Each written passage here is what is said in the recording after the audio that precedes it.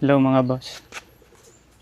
Magkakabit tayo ng 4:1 power pipe sa ating Aerox 155.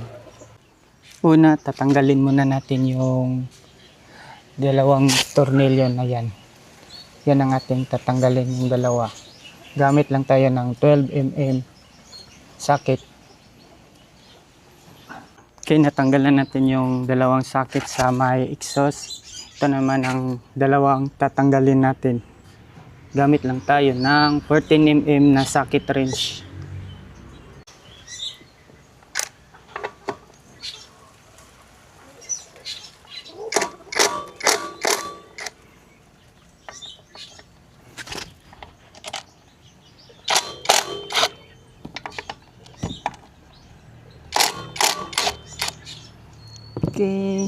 Okay, tanggalan na.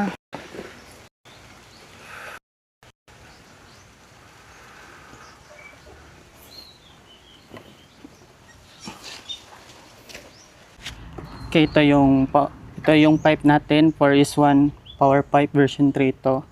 Tapos meron na siyang kasamang silencer at cover niya. Okay, kakabit na natin.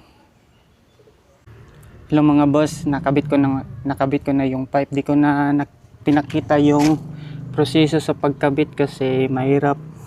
Walang cameraman kaya ito na, pina-fast forward ko na lang. Tapos sound check tayo.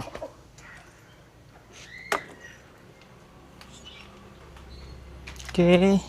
Okay.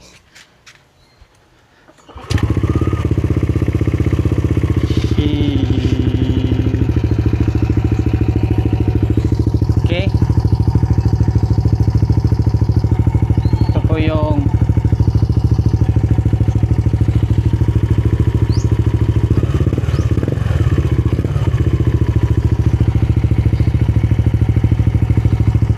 okay, yun lang yun guys. Thank you sa panonood.